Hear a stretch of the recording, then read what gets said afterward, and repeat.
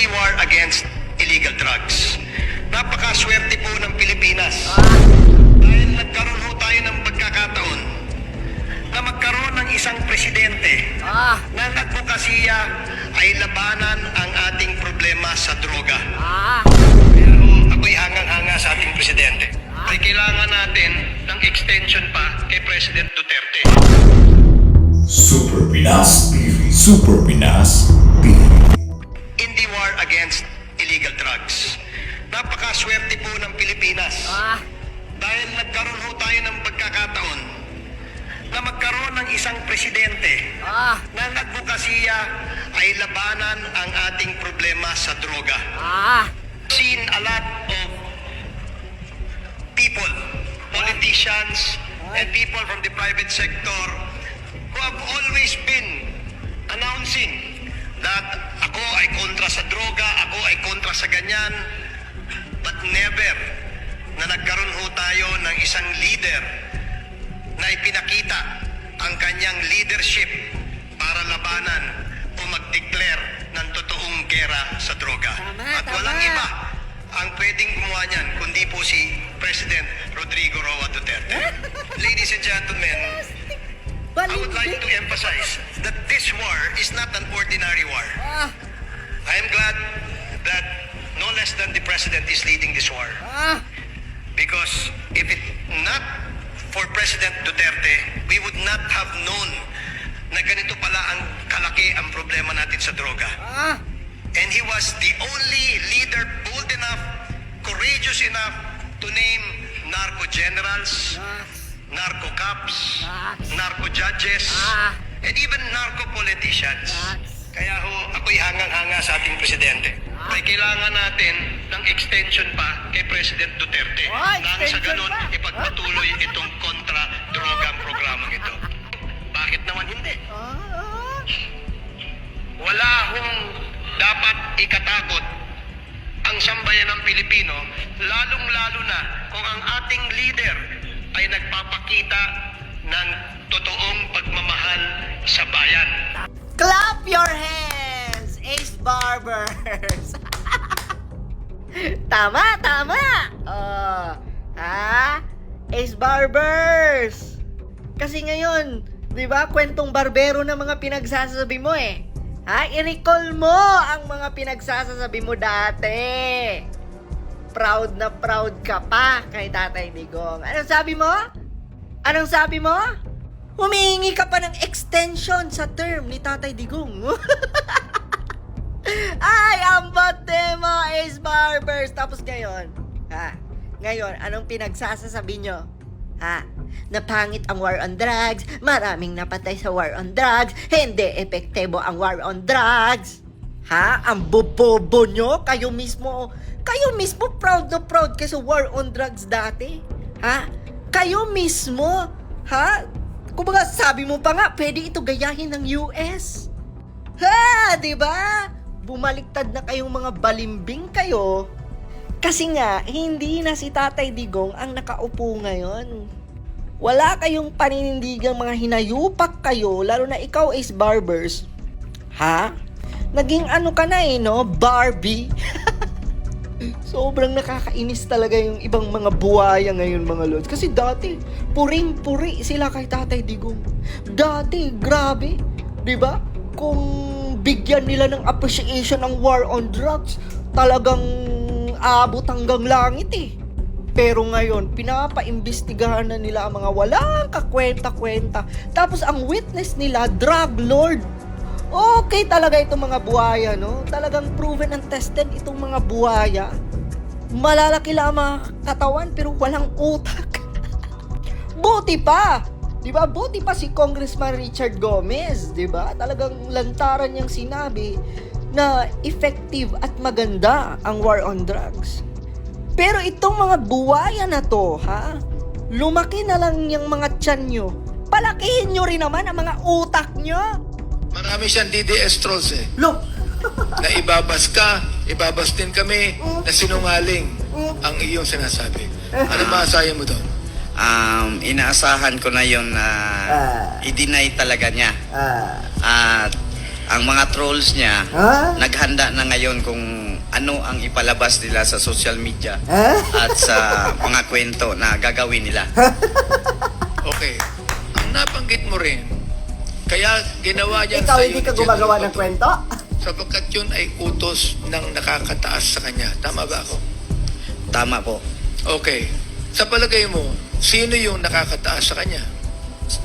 Nakakataas sa kay General Bato. Sa palagay ko, sa aking pagkaintindi, walang iba kundi presidente na lang ang pinakamataas na pwedeng mag-utos sa kanya. Paano mo nasabi yan sa palagay mo? Kasi yung itong mga nangyari na mga EJK, kampante ang mga kapulisan maliban lang sa mga matino na pulis nadadamay sa mga kabalastugan ng mga pulis na hindi nahihiya na gumawa ng karahasan, Wow. inabuso ang kanilang uniforme, na gumawa ng patayan dito, patayan doon. Talaga? Parang mga hayop na lang ang tingin nila sa mga mga drug related. Hindi ni Hayop naman talaga ang tingin namin sa inyo. Ha? Lalo na pag drug lord ka, hayop ka. Pisti yang si Abante, ikaw ang pastor kang satanas ka. May pasabi-sabi pa, andyan yung mga trolls.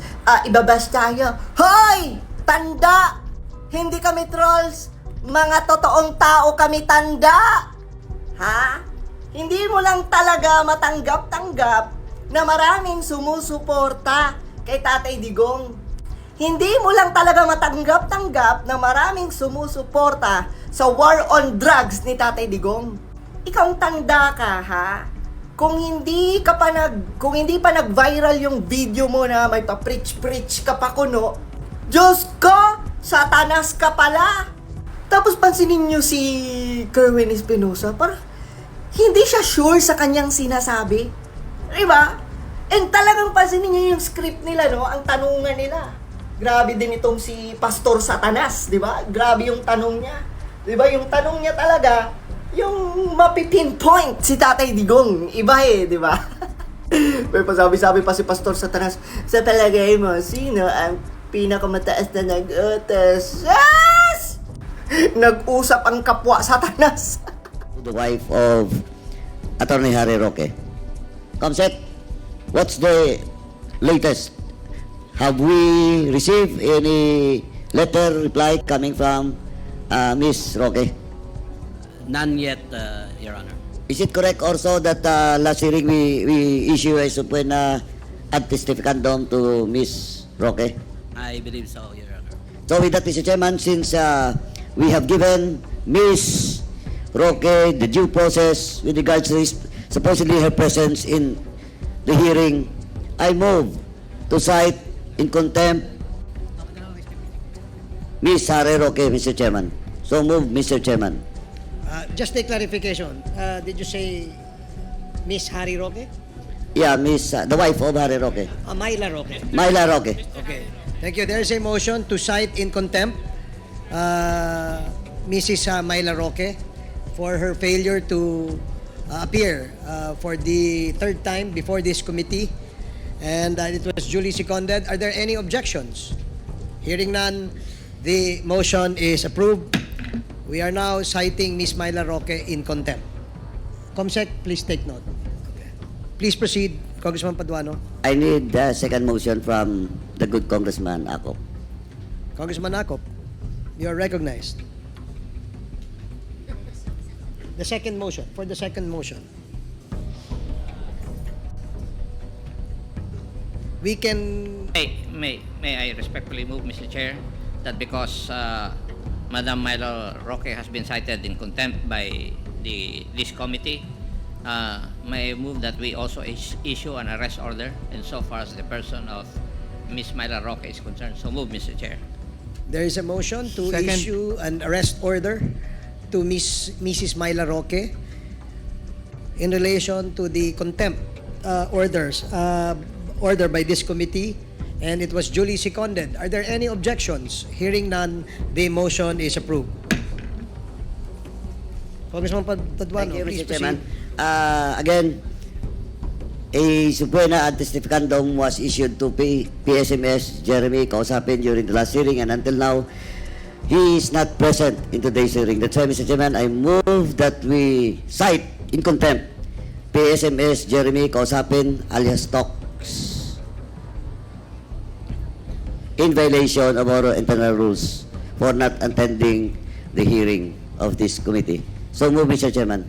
There is a motion to cite in contempt PSMS Jerry Kausapin or alias Tox for violating Section 11 of the Rules of Procedure governing inquiries in aid of legislation of the House of Representatives, and it was duly seconded. Are there any objections? Hearing none, the motion is approved.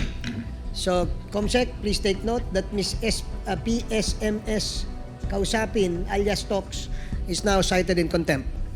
And also move, Mr. Chairman, that the SAA will coordinate with the PNP, particularly to General Torre of the CIDG, Mr. Chairman. So move. Please, Comsec, please coordinate with the Office of the Sergeant at Arms in order that they will have a coordination with the Philippine National Police to effect the arrest of Miss PSMS Jerry Kausapin. Comsec, you are ordered. Congressman Thank you, Paduano. Mr. Chairman. Let me proceed with the NBI. Verified authenticity of Ms. Casandaong signature reapplication of Kirstier Games International Incorporated at PAGCOR. Asked him to just tell us his story, no, to this committee before any questions can be asked. So may I now please call Mr. Kevin Espinosa. Okay, Paige, paki-assist mo nga, paki-dala dito si Mr. Kerwin Espinosa. Mr. Chairman. Yes, nakaligtaan ko lang po, while waiting for the presence of Kerwin Espinosa, let me ask Mr. Chairman if nandito naman po si Colonel Bilila. Your wife was invited in today's hearing. Is she present? As agreed, Your Honor, isubmit ko yung mga requirements. Hindi na siya pupunta, Your Honor. Nagbabantay ng mga bata. So you have submitted now Yes, Your Honor. to the COMSEC? Yes, Your Honor. COMSEC, do you confirm that Colonel Bilila submitted all the documents being required to him? Yes, sir. Kailan na po?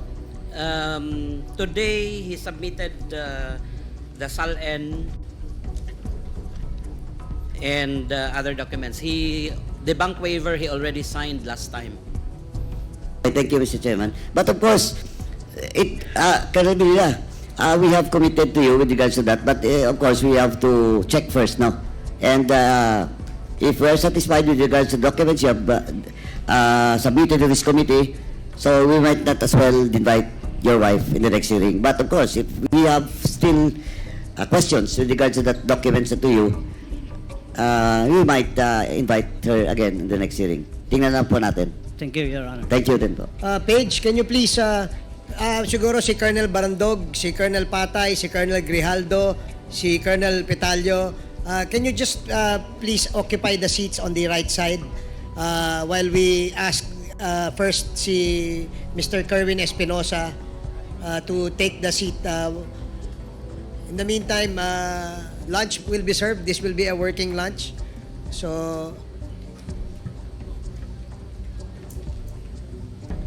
Paige, can you also provide copies of the affidavit executed by Mr. Kerwin Espinosa sa lahat po ng ating mga membro ng committee ito?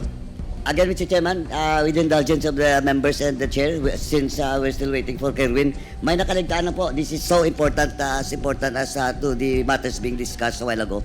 Mr. Chairman, to the CIDG, General Torre, may I ask what's the status of the arrest order for Mr. Roy Gomez, Eddie Yang, and the Pangilinan spouses?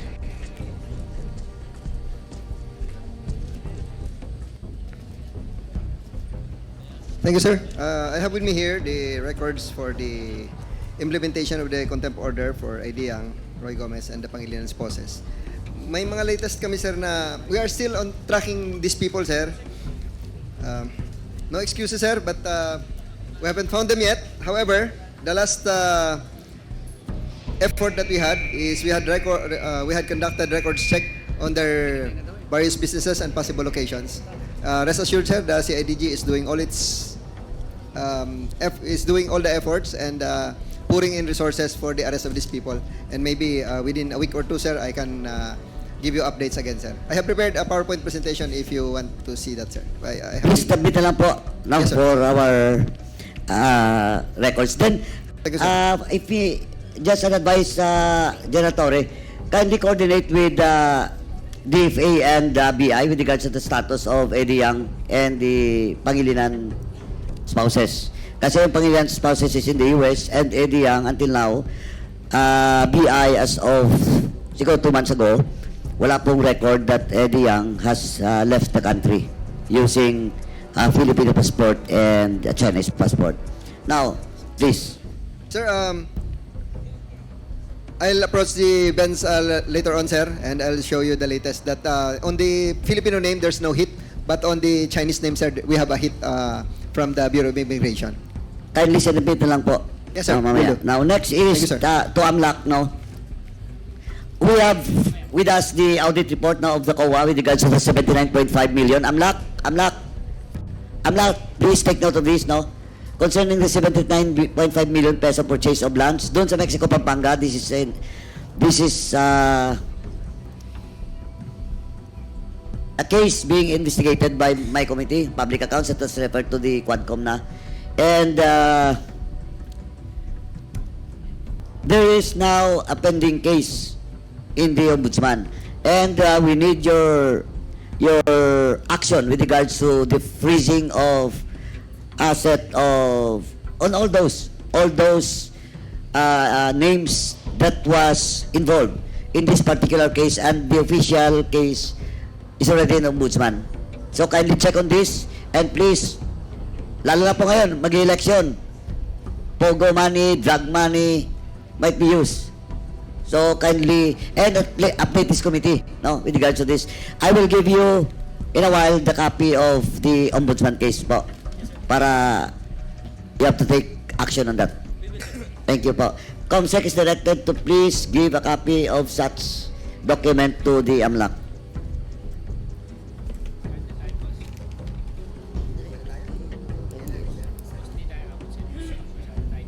Congressman Paduano, you still have more... Last na lang po to. A question of properties, PAOK AMLAC. Just to remind AMLAC and PAOK, COMSEC, please communicate with PAOK with regards to this. Kasi po, may request na po yung committee natin with regards to asset preservation order.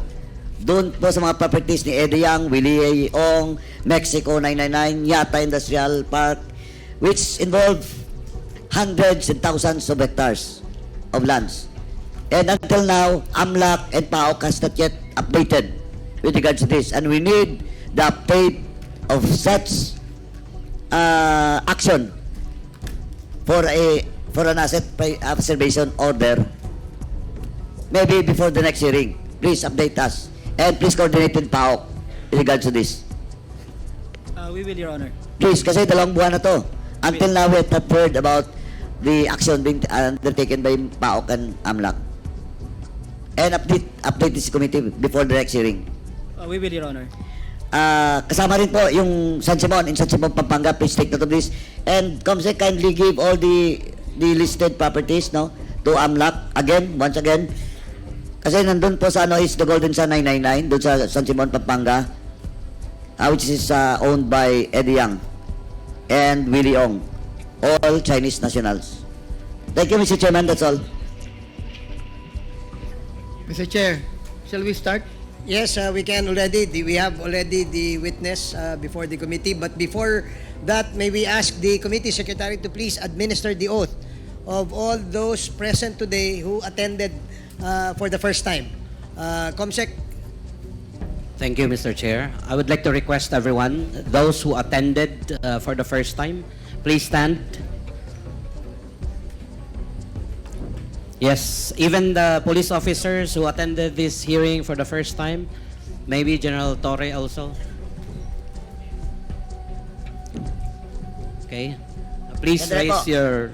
Pati yung mga police officers that was mentioned by this representation a while ago, which has not taken their oath. Colonel Marcos, you have taken your... Colonel Pitaliano. Okay.